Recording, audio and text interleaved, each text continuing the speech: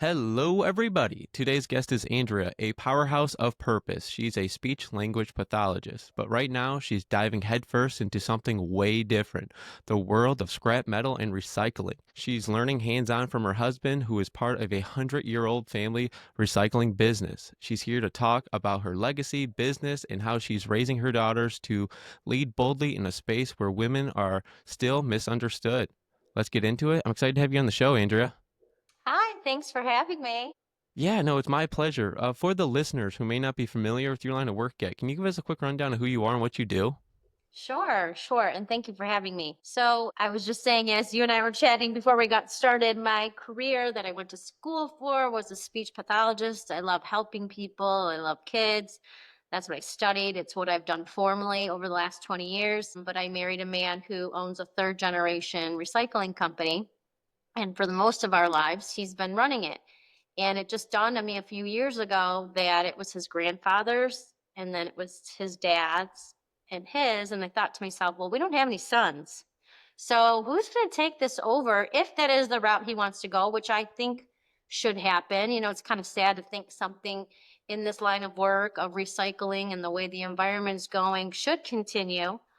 I said, I need to integrate myself a little bit more. And I have to make it more appealing to women and to make it more appealing, really personally to my daughters and make them understand that you can do anything you want. You can be at any field you want. And I know that we've already established that in our society, but you can get dirty and you can learn stuff and you don't need to go to school. I mean, I really want them to get that experience, but overall, I wanted to dive in and educate myself a little more because I think it's important for people to understand you can learn trades and you can take over businesses that maybe weren't necessarily a woman or a male dominated field. Could go both ways, right? So when I reached out to you and we spoke last week or the week before, it was just like, I'm just trying to network. I'm trying to get my feelers out there and get started and see what I can get rolling.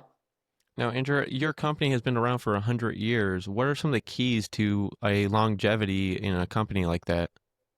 Well, I think his grandfather really got started at, a monumental time. If you think back to when the auto industry was booming and we still had like railroads and scrap metal was really, really profitable and they just didn't know how to resource it or, to recycle it. So it was back in Plymouth, which he started, I think, from Canada coming here and it started more with like junk, right? Because people had like old antiques and broken down things, and he was recycling junk. So then it just continued. And his grandpa, he says to this day, was really the one that taught him a lot more than his own dad, because he would sit with his grandpa at the scrapyard, and guys would come in to weigh things and he would go to the scale and he would work the little things he could as a kid. So he learned from him and then his dad as well. But like you said, I think the success is knowing his dad had five kids. So Jeff, my husband, is one of five. And there was a couple sons that could have taken it over, but some chose the college path, right? And they didn't necessarily want to get dirty and be in that environment. And Jeff tried the college path and he was like, you know what? I think I'm going to give it a go. And at that time, his dad was kind of getting out of it and he was going to consider giving it up. And he's like, just let me try. And so he did. And that's what led him to continue. So um, I think continuing and keeping it alive it is hard. You got to get through and realize it's not like you have this steady 9 to 5 and you just got a paycheck coming in. You are sometimes not paying yourself and you're just looking for job opportunities. And when they come up, you maximize. And when they're not there, you learn to just roll with it. So yeah, and that's why I do think it's been successful for because it's generational and he doesn't want to give up. But also, I think it's successful because it is a business that's thriving. I mean, who doesn't want to recycle right now? It's like such a, there's so many things out there that you can study or go into, and it's not always like even pharmaceuticals, for example, like, okay, not everybody wants to hop on that bandwagon with taking medication. There's people that want to get on more of a holistic bandwagon. So, but with this, it's like, I'd hate to think anybody wouldn't want to recycle. I don't think there's anything negative about that. So maybe that's in itself that it's just propelled from being a really what's the word I'm looking for? Innovative service that we offer. No, that's really inspiring. And keeping a business alive for that long, it takes a lot of work. And I would love to know what do people misunderstand about scrap metal industry? I'm not sure if there's any misunderstandings, but I think what we've gotten into too, because the name has changed, because for years it was Motor City Scrap, which is cute and it really relates to Michigan. But a couple reasons we branched out is because we are out of the state now, right? Like you can go all over the nation and recycle. It doesn't need to be so. The Motor City was the Motor City back in the day, right? We had a lot of like automative things going, and it was crazy, and running many different lines. So I think it's misunderstood that you can also recycle more than just metal. So it can be scrap of any sort. I was talking to you about plastics, wood. I mean, he's even helped me understand because I was like, I heard styrofoam cannot be, it's so bad for the environment. He's like, no, there's ways that you can extract and reuse it in some fashion. Andrea, what are you currently learning that surprised you the most about recycling? Well, okay, materials and the value in each, right? Like sometimes I would think, oh, that's got to be like worth a lot because it weighs a lot. And he's like, no, it's not really the case, right?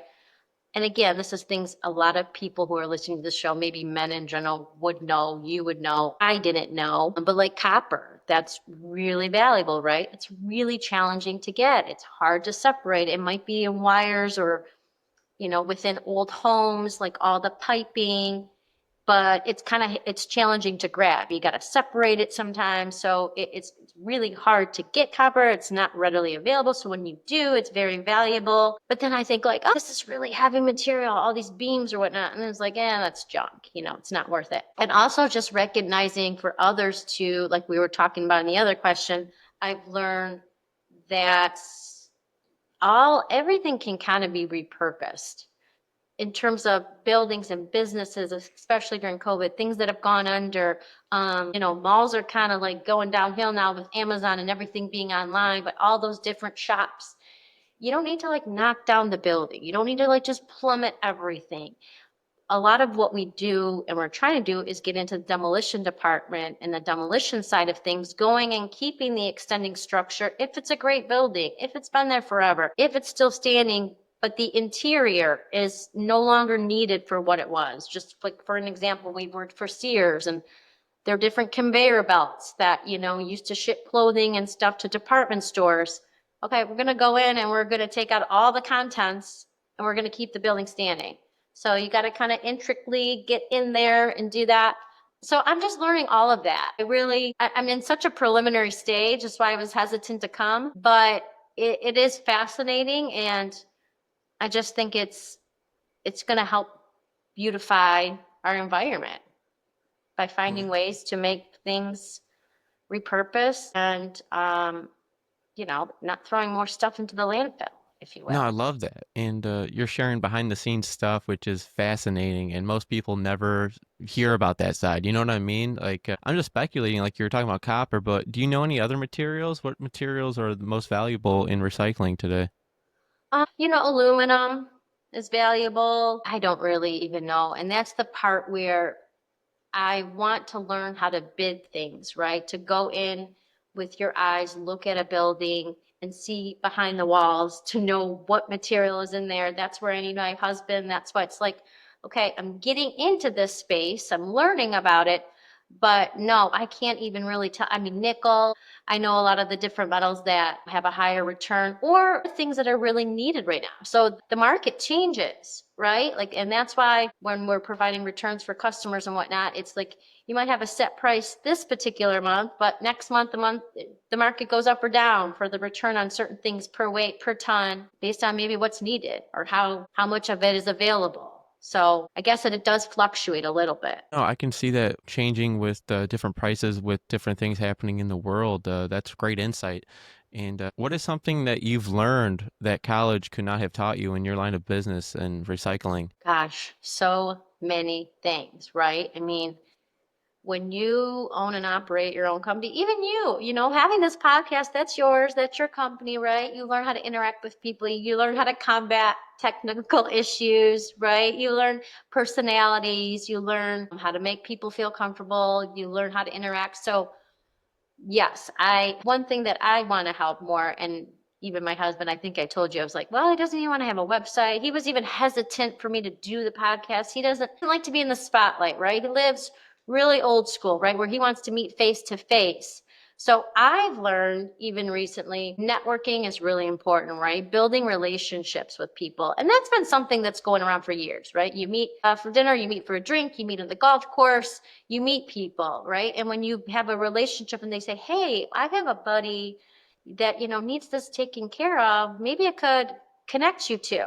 Same as you, right? Like your mom, I met your mom and here I am on your show. So definitely connections are really important. You're not going to really learn that in college. I don't think there's a course on how to connect with people. It's just networking. That's what happens. And so that's taught me a lot about owning your own company and not something you learn in school. Also, probably your time management. I guess you do learn that. You don't learn that from a course per se in college. You learn that from just learning how to study and get everything in, identifying what should be allocated to what. Don't stress too much on one particular thing if it's not going to provide a lot of profit for you. Don't put too many guys on one job if it's not really necessary. Really learning like the lay of the land and prioritizing different things. And that can go with any industry. But those just aren't skills I feel like you pick up. I don't think, and just like the hard work, I don't necessarily think I'm going to put a hard hat on and go do this work, right? I want to be there. I want to oversee. I think that's really important. That's something you don't learn in college is when the boss isn't there, I don't think your employees are going to work as hard, right? If you're there helping, getting in with them, like that show, I don't know what that show is that's out right now on TV, but a lot of the high up CEOs will dress up in disguise and go work with them. You know what I'm talking, even like Taco Bell or whatever it is. And they'll go and pretend they're an employee just to see the life of an employee. So again, you're not going to get that grit unless you get in and get dirty and just see what these guys are doing day to day, the trade work, the work that we need to keep society going. It's like it's underrated overall. I tell my kids all the time, like if you want to go be an electrician, I'll support you, right? Because everyone needs their lights on. And there's been a lot of advances in that too. Like we just had our electrician over and I was thinking about how people sometimes will discount those that didn't go to school or didn't go to college. And I hope that's changing, right? Because you still have to go to whatever schooling it is for your particular trade. But he's got our lights like on a timer that's connected to your phone, and you can, all these things like that's really, really advanced in my perspective. And so, yeah, I just think there's tons to learn from owning a business and not going to school, which is almost in real life more valuable than something you would get at a four-year degree university. No, I love that because you're building your legacy, you're building your brand, and I think the show is called Undercover CEO, and Yeah.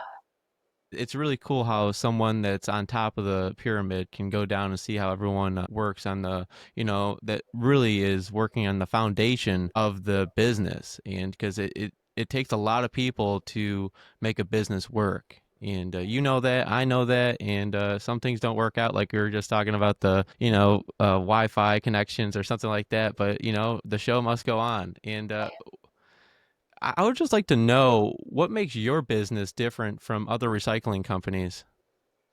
So some of the research I've been doing and I'm trying to learn more about, like I was mentioning to you, is we're not like a massive industry, right? We're not like bidding these 20, $30 million jobs. I mean, we've tried and we will do that, but we can do anything from, oh, you want to knock down this house and you want us to take away everything in a safe manner and provide the dumpsters and the opportunities. We can do that, right? But we can also go to like a huge Sears corporation in Ohio or wherever and do that. So because we're kind of on the smaller end, we're not going to discount any small jobs, right? I would accept anything if it's valuable and we can profit and the customer's going to be happy. So I think that sets us apart is that we can tackle a large variety of jobs, and we also travel. My husband's going to Alabama this week. That's one of the things I think when you have a family, you have to decide if that is of interest to you. But if you want to succeed, and I've told him many times, I'm like, just go, we'll be fine. It's okay. Like I can hold down the fort. So we're willing to travel. Um, and another thing, like I mentioned to you, is that cost avoidance side of it, where you got a building, you want us to gut the whole thing for you. You know, if someone buys this new company and they're like, I don't need anything in here. I need to start from scratch. I bought this building and I want to start from scratch. Well, we can go in and say, okay, we're a cost avoidance company. We won't charge you $1, but we'll take everything from here. And that's our profit by recycling it all. So the money we get from recycling the junk you don't even want in here, right? You want it all gone. We can look at the value and say, okay, well, we're going to be paid from what we find inside. And if it's, you know, and exceeds an enormous amount of value, then you might even get a kickback, right? So that's kind of unique in that setting. I think it also sets us apart that we're essentially becoming a woman-owned scrap metal recycling demolition business. I think that would be a really cool niche for my daughters to set them apart, right? I don't know if that could be a positive or negative. I like the idea of always having a mixture of men and women in any field.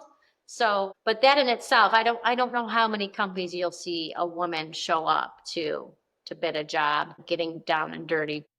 No, that's such a good point. And I'm excited to hear from you. What's next? I mean, where do you see the scrap industry going in the next 10 years?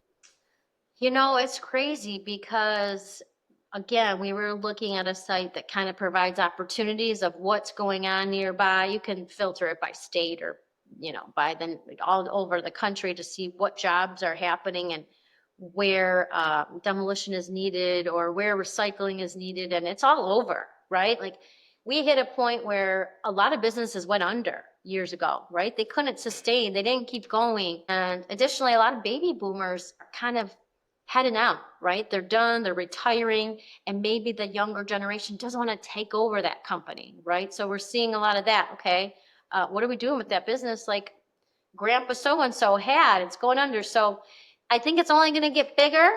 I think, you know, bringing jobs to America and in trying to make sure that we keep fighting and continuing to make the environment safe. We have tons of green certificates and a lot of different environmental safety things. So yeah, I just think it's going to continue to explode. I don't think we're ever going to stop recycling. I think we're going to get to the point where we should all be doing it way more than we are. There's a lot of countries that even in the individual households, they take initiative to recycle. So it's like we're really at like a commercial level here in America. It really needs to continue to trickle down and get clean all over. I mean, the landfills are insane. We can't continue the way we are. So that's why I'm here and that's why I have such a passion about it. It's like I don't have a lot of the formal knowledge because I'm still learning, but I just think it's such a valuable field to continue. No, yeah, you have a clear vision, and that's such a good point in how we need to all recycle more. And how do you bring your own perspective as a woman into a male-dominant space like this in recycling and metals? Well, I think as women, you should learn what you want to speak about and what you want to get involved in. However, I don't want women to ever feel inferior. Don't feel like you need to know more. Don't feel like you need to know everything.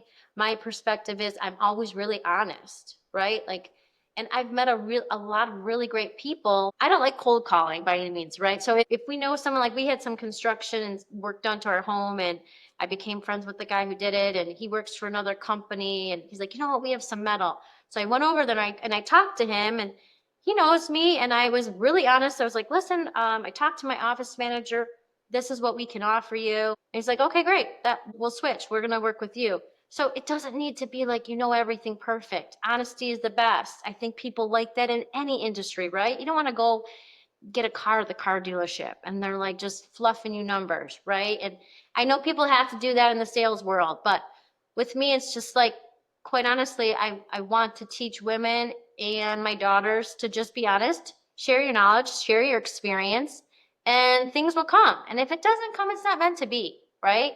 So yeah, I want to just share with all women that, you know, we have an asset too, because in a lot of these male dominated fields, it is a fresh face, right? It's fun to talk. I come in and they're like, oh my God, this is so cool. I want to show my daughter what you're doing, you know? So, and that goes for everything. Like I was just talking to someone about golf and how a lot of companies love women that have golf experience because they can send them out into the field to meet clients. And it's, you know, it brings a whole new genre. And I'm not the person that's saying we need to take over the world. That's not my personality. I just think you shouldn't shy away from trying to step in these, you know, unfamiliar or typically dominated by male fields. So yeah. No, that's a powerful perspective. And you being a powerful woman that's a leader, and what conversation do you have with your girls about leadership? Well, I have my children are all very different, right? So you have to understand their personalities and how much you're going to push one versus the other. We do not give up on things. Like when you start something, whatever it may be, your activity, your sport, you're carrying it out. We're not going to it's fine if you don't want to re-up for that next season, but you're going to carry the season out, especially if you got to the point where you registered, and this can be kind of a metaphor for everything in life, but you registered, you bought the shoes, you're going to go for a run, you better finish your run, right? You're not going to just stop 40 feet in or 100 feet in. Same with them. You want to do this sport, you've tried it, we've talked about it, you know it, we're going to carry it out. So we teach them a lot about that, and I think that they just see through everyday experiences that mom goes to work. I've been a speech path forever. I didn't quit my career when I had them. I wanted to be a stay-at-home mom, but I went to my employer at the time and I said, hey, I really want to be home with my kids, but I also went to school for this. I love it. I want to keep up my skills. I want to stay in the know with the field. I want to keep up with technology and everything that's changing. So I went to the bare minimum. I was working like 1 day a week. But again, I was still working. I'm still in my field. So I think that they've seen that firsthand. They're older now. They've seen me continue what I went to school for while raising a family. And that's not, it can be easier said than done for many, but just showing them that you can have a full plate. Don't overfill your plate, but you can have a full plate. And you know, when you stop moving, you die. So keep moving.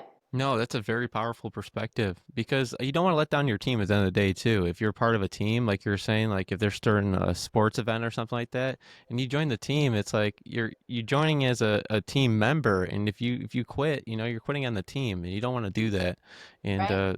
no, that's a very powerful perspective. You teach your daughters, and how can more women start learning trades and or skills they weren't raised to know? That's a good question. I do know, for example, obviously, if you have a father or someone in your life that's in that trade, that's great, right? You go and you hang out with them and you do some of the skills. Again, we have a contractor and he brings his daughter. Sure enough, she was in school for a couple of years. She decided to stop and she's taking over his business. She's working with him.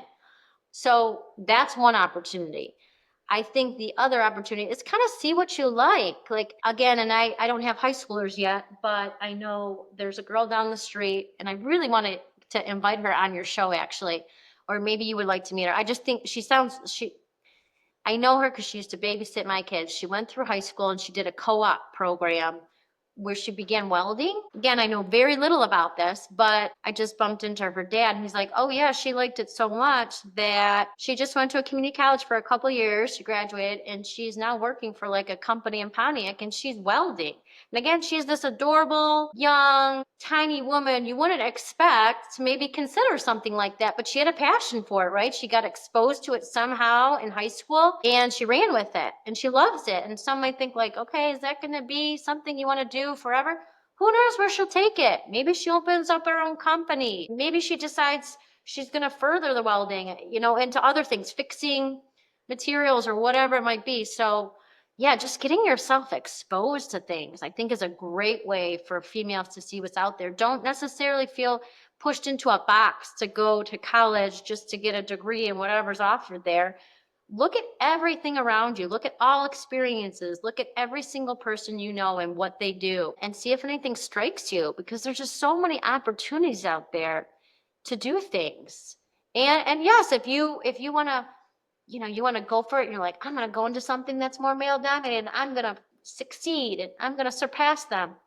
Start looking at that too. See what other fields are around there, because it's refreshing to see a female in a field that's usually male. No, that's going to help someone listening push through their own fears because a lot of people they don't like to put themselves in situations they don't feel comfortable in. What advice would you give to a woman who wants to join their family business? You got to shadow. You got to shadow. You got to get in the field. You can't just watch the day to day happening behind the scenes in the office. It's not going to work, because I think to really understand whatever field. I have a friend, their family owned like a landscape company, right? And she would just see kind of like the office day to day stuff, right? The secretaries and what they were doing, and it wasn't really of interest to her.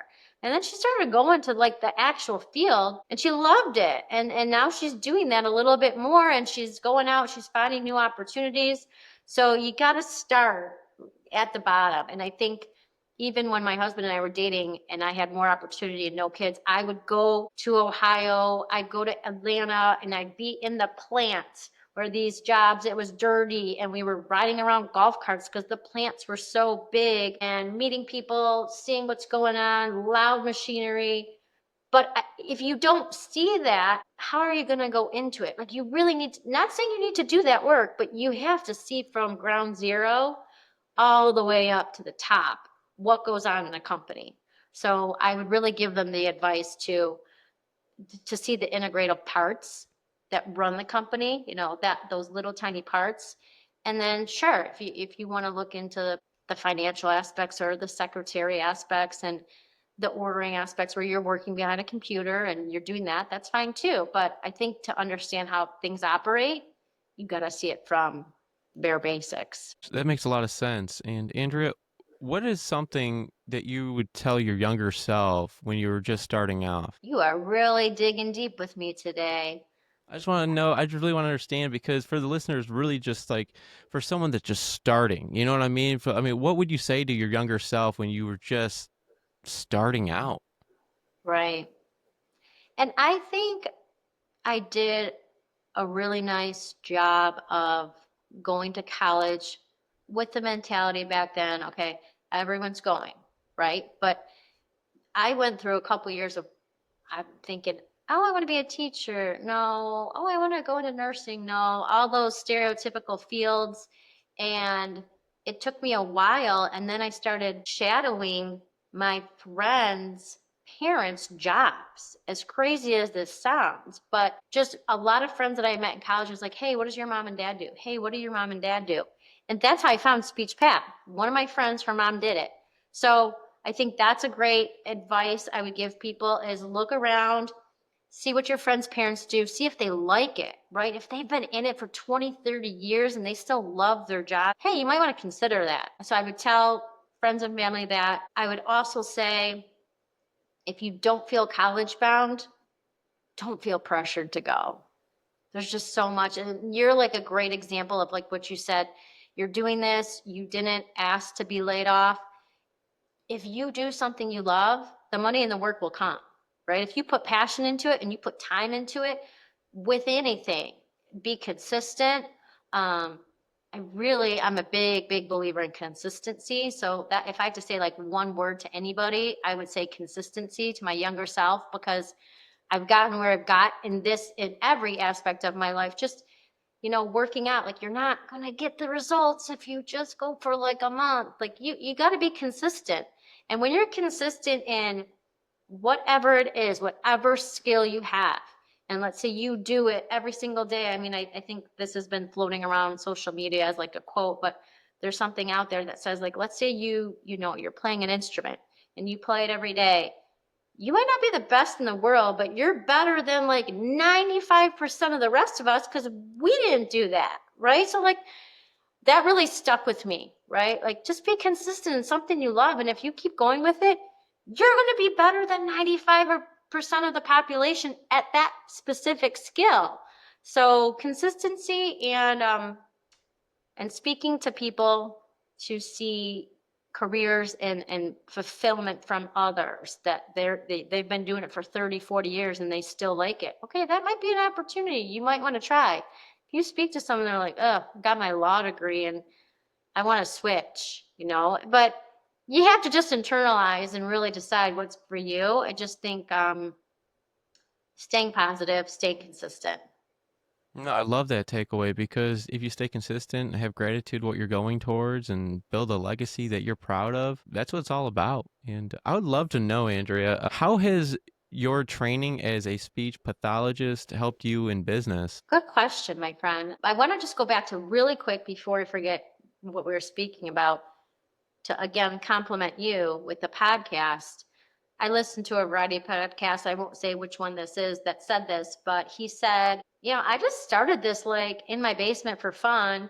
And here he's got millions. I mean, this is a podcast that is one of the biggest in the world. And he's like, I didn't really go into it with the mentality of like, I'm going to have the biggest podcast in the world. He went into it for fun, to talk to other people, to get honest information out there. And it's self-propelled, right? And you may be down that same avenue, but I wanted to give that as an example and just tell you that I'm proud of you for continuing it because you got to start somewhere.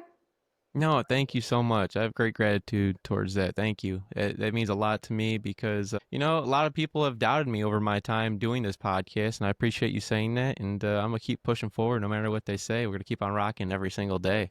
Yeah, I love it. And back to your question. So speech pathology, I hope that intrigues anyone else too that's out there thinking about what to do with their lives. Great field. It's only going to get more needed. We're constantly being inundated with adults, children, everyone.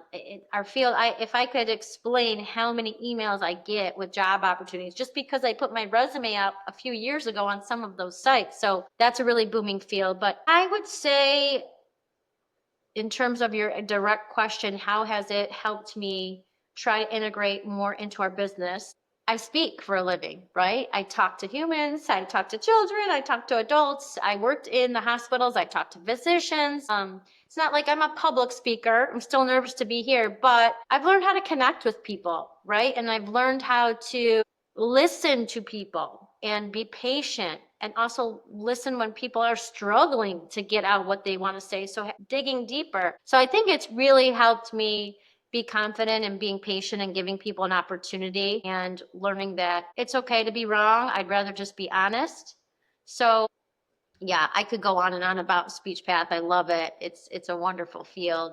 It's just when you're in a relationship and you're married and you have a company that you think one of your kids could take over and really is paying your bills and it's more of the breadwinner, and just realizing that like not all of your kids might be college bound. I think it's kind of helped me think, you know what? I've given them a great example of a mom who went to college and got her master's degree and did that route and has worked for someone. And I've done some self-pay treatment too, where I help kids in the community. But then also the opposite, like your dad didn't go to school and took over a business that was kind of going under when his dad said, I think we're just done with this. He's like, well, I want to give it a try. So yeah, it's nice to come from a household that has both and see how you could go either way and how it does kind of interact. So yeah, No, that's powerful. The connection between communication and leadership is huge. right. And I can And tell you of you're all passionate people, about what you do. yeah, and you of all people know, just like talking to people on here, right? You're getting information. It's not filtered. It's pretty raw. They're sharing their knowledge, and I love a song by Jelly Rolls. He said when he was suffering through his addiction, he went to like an AA meeting. He didn't want to go, right? He didn't want to be there. Who does? But he knew he needed to, and he like walks in, and I think the song something to the tune of a guy approached him and said, "Nobody comes in here on a winning streak. Like you're here because we're going to help you. Like you're not supposed to be ahead. Don't be embarrassed. Don't be upset." And there's a whole song about it. I was like, that's great advice. Like you don't start a business like winning. You start it from your passion and your drive to get it going. So yes, that's the advice I can give is like put your passion and your drive into it. No, that's such a good point because a lot of people don't understand that everyone is hurting on the inside. Every single person has something wrong, something's hurting them on the inside, and there's always something that's going to be holding everyone back. I mean, there's always something that's in someone's life or happening in someone's life, and you don't see it all the time, but it's out there. A lot of people struggle, and you have to fight through those struggles to be something you want to build a legacy, basically. And I Right. would love to ask you a question on more of a how can a parent support their child with speech development at home?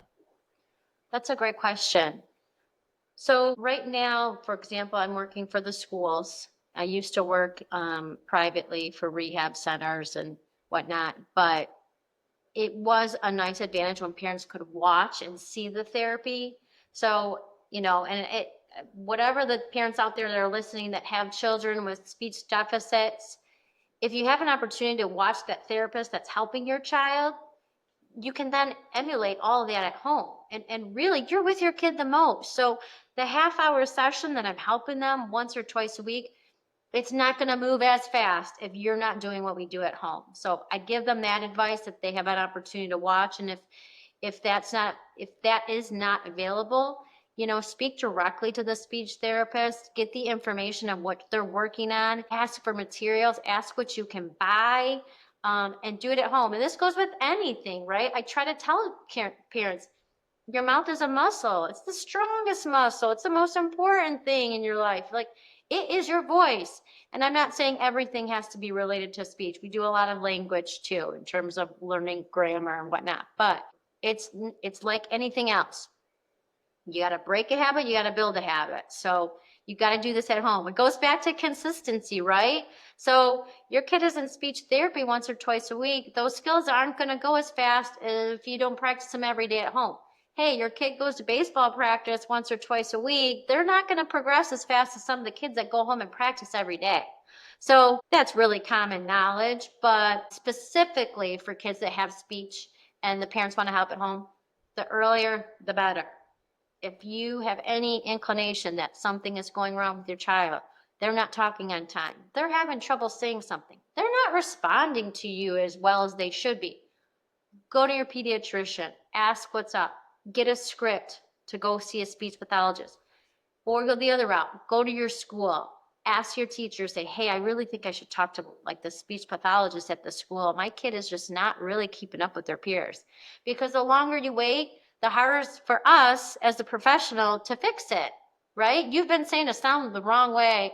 R is a great example. We still hear people in society that have a little R's that are off, or they might lisp, because they probably didn't get the treatment they needed. And that's just like an out there example, but it goes for anything. The longer you've been habitually doing something incorrect, it is much harder to fix. So start early. And No, the worst that someone can say is no, they don't need it yet. But to just get an evaluation and get some eyes on your child, mental.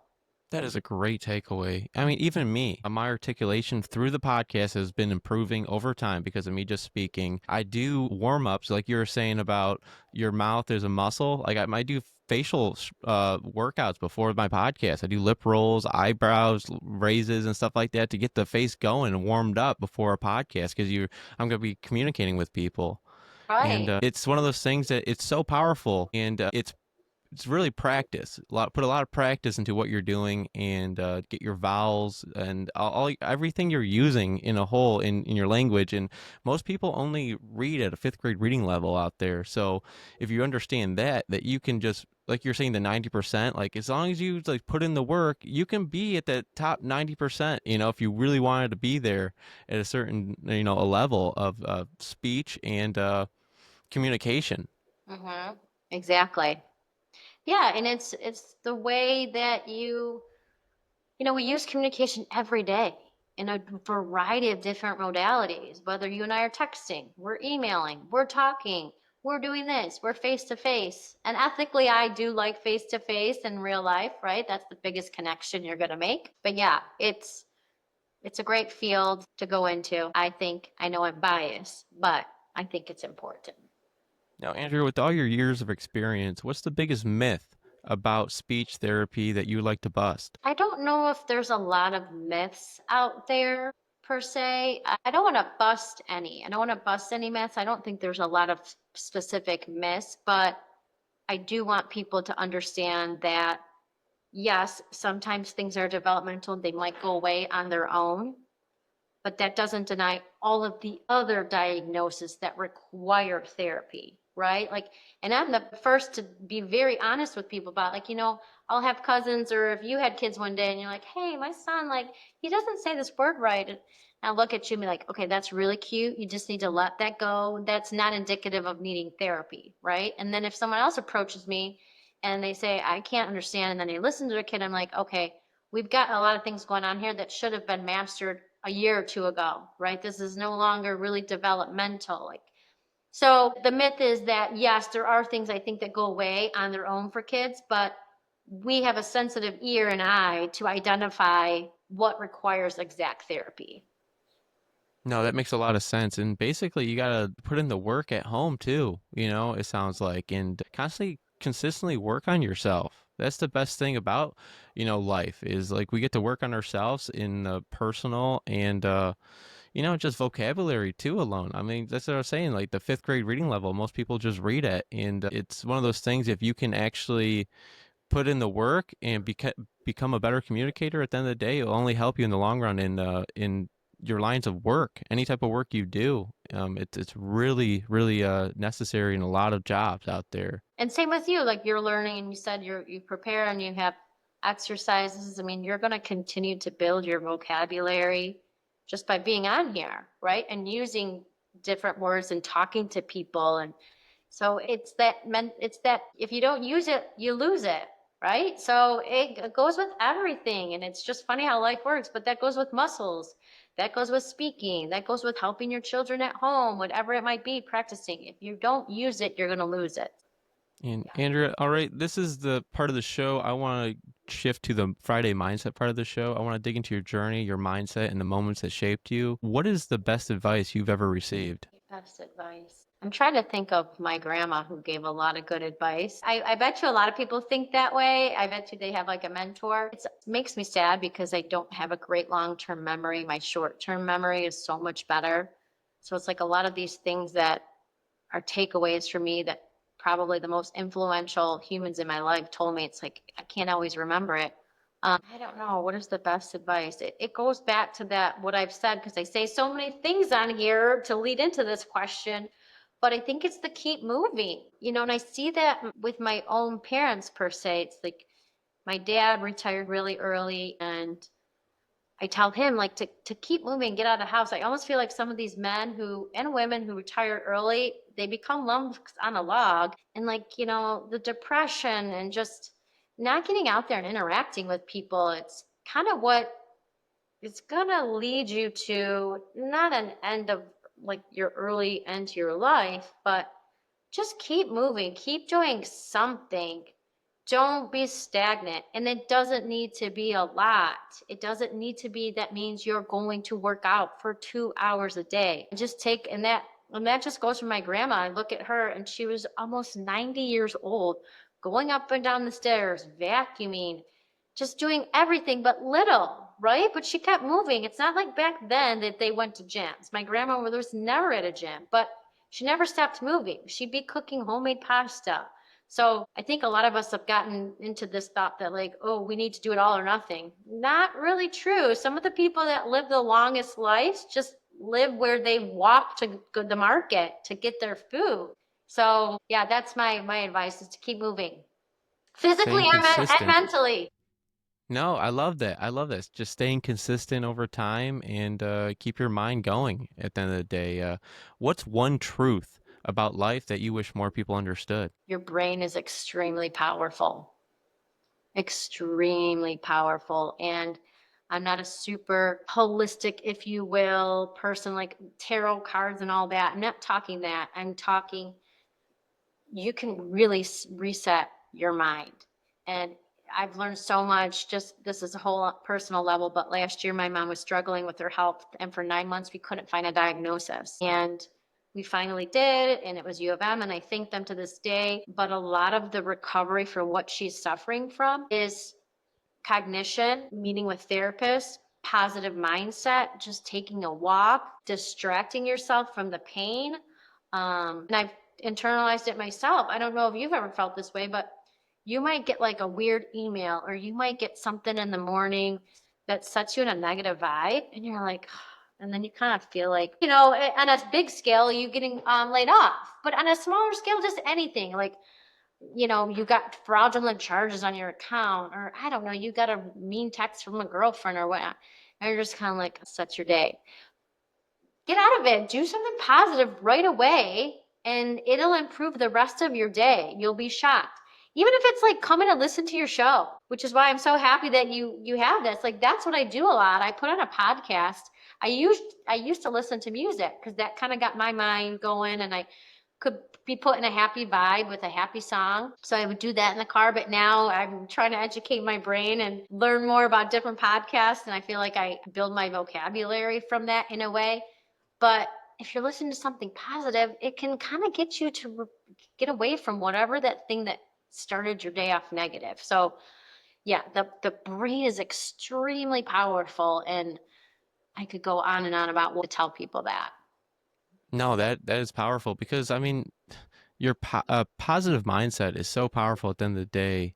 And I just, from you being a very strong woman, for someone out there that's struggling with their confidence, what should they do? You're struggling with your confidence, you need to figure out what it is specifically, probably, and face that in a way. Because like coming on here, it's like, God, I don't know, I'm kind of nervous. But if you don't challenge yourself, you're not going to grow. And then you're going to continue to go into a deeper, feeling of I don't have the confidence, or I'm a little bit insecure in a way, right? Because you've stepped away for it for so much. So I think identifying what do you not have confidence with? What is it? Is it physically? Is it that you don't feel you're good enough? Is it that it's generational? Like I know I'm thinking of like friends of mine too, and just the way they interact with women or men. And I'm thinking, well, like the role models they had kind of got them ingrained to think that way. So it's really like taking a step out and thinking about that, because we're hearing all about that. Like you can break the generational trauma, but it is true. Like we don't realize how much of the way we are is the first 10 years of your life and even beyond. That however you were raised or molded really impacted you. So if you don't feel confident in a certain way, think about that first and then just go for it overall. I mean, build up the skills you need in that area to be more confident. If you want to go after something, do it at a small scale. You want to study something, do it at a very small scale to kind of like get in there. And then as you keep going and learning, I mean, knowledge is power. You're going to get over it. No, I love that because we all started from nowhere, from nothing, we all started from zero and we all grew into who we are today from just putting in the work, putting in the practice. And to build confidence is just putting yourself in situations you don't feel comfortable in all the time and telling yourself, that positive mentality you're talking about, not that negative mentality that, let that flow through you and just let the positivity roll over. Right. Exactly. It's just amazing how, unfortunately, like you can get into such a negative, fearful mind frame, and then that's not going to help you. So it's just you got to rewire your brain. Yeah, it's such a good point. And the show is called Every Day is Friday, and it's a special energy, whether it's freedom, excitement, or just feeling of accomplishment after a long week. I want to hear from you. What does Friday mean to you? Ooh wee. So I'm a sun lover, and I think Friday, if you wanted me to put like a definition of it, is that what you're kind of saying? Like every day's Friday. To me is clear blue skies, sun, like a nice 79 degrees, a walk. And I'm not even a nature person, but just like you said, freedom. Like go do whatever you want. Okay. Go do whatever you want that makes you happy. Doesn't have to be for 5 hours, but you want to take a bike ride, go do it for 10 minutes. You never know. You might keep going for like an hour later. Push yourself, get moving. You feel tired? Okay, take a nap or go down the lake and go fishing. I don't know. It's like do whatever you want, but do it with purpose, right? Like everyone gets tired. I was just talking to a friend of mine about that because we're like, oh my God, by the time Friday comes, we're so dead, right? The week you could be so tired. That's okay. Take like a 45-minute nap. You'll feel great and then keep going, man. You got the whole weekend. Like live it up.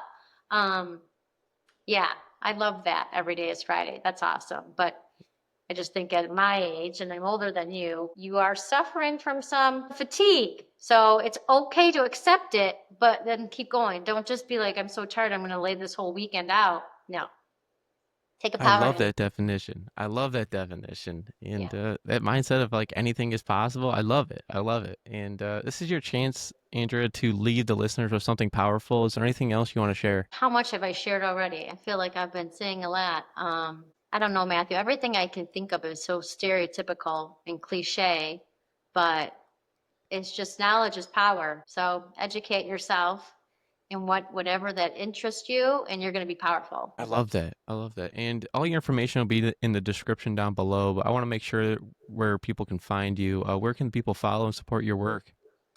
So you can just find my first and last name. I have like personal websites and, or excuse me, personal social media platforms, Instagram, Facebook.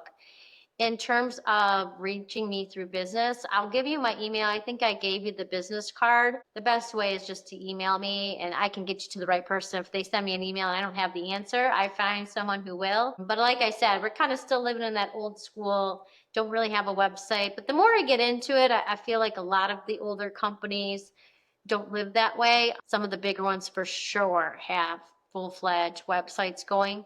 And we've toyed with it in the past and we've had it, but overall I would just use that email that I gave you on the business card and they can email me, or I'm just super flexible. Like I'm here to help anyone. Speech, recycling, just send me a message on Facebook or Instagram and I'll reach out any way I can.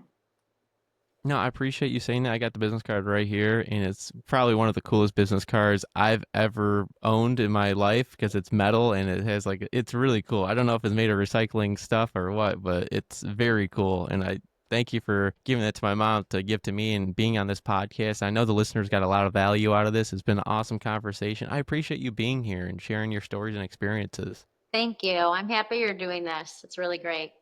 No, I'm chasing after my dreams because my dreams won't chase me, no matter what they say. We're just gonna keep on rocking every single day. And like I said, thank you for being on the show. Thank you for having me. I appreciate it. And to the listeners, stay tuned for more amazing stories on Every Day is Friday Podcast 365. If you enjoyed this, make sure to follow, share, and keep Every Day is Friday mindset going. Until next time, stay inspired and make every day feel like Friday. Until next time, see ya. Every day is Friday, then you're living my way.